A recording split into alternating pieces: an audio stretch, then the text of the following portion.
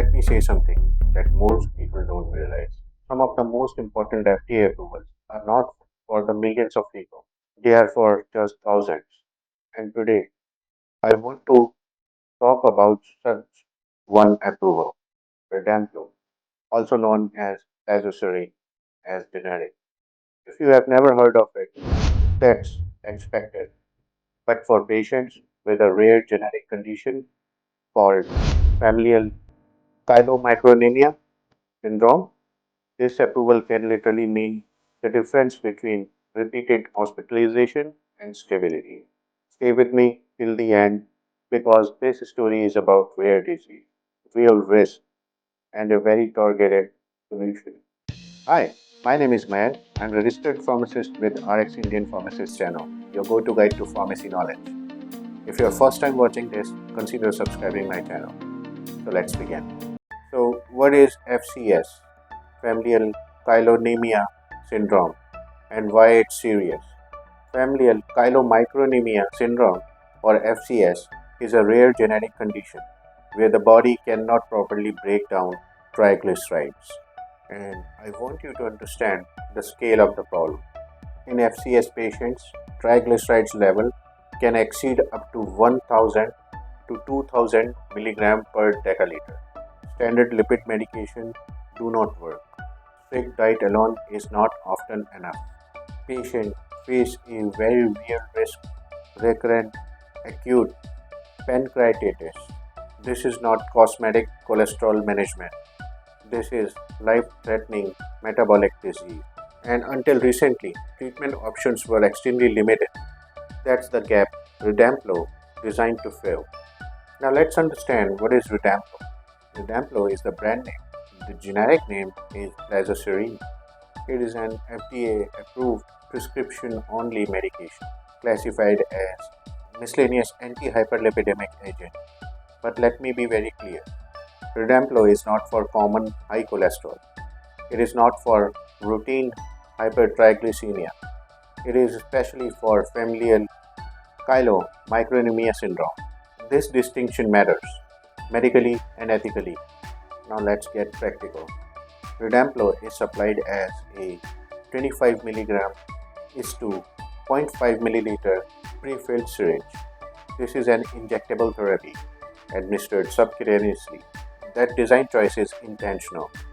No IV infusions, no hospital infusion care centers, suitable for long-term outpatient management. It's also not a controlled substance.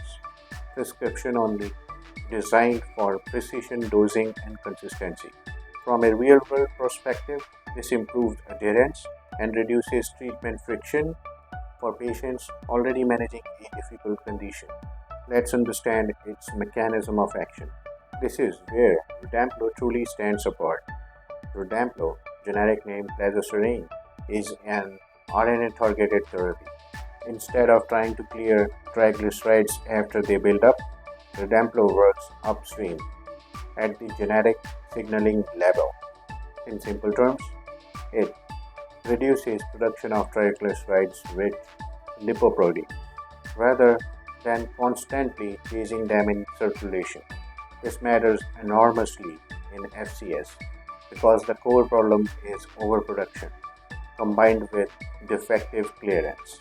That's why traditional lipid drugs fail. Redemplo targets the problem at its source. Let's understand its safety and side effects. Whenever we talk about injectable, gene targeted therapies, the next question comes is always about safety and their side effects. What about its safety? In clinical studies, Redemplo demonstrated a manageable and a predictable safety profile. The most commonly reported side effects were injection site reaction, such as mild redness or discomfort. Importantly, no major side effects, no major systemic toxic signals were observed, no abuse or dependency risk, no controlled substances drama.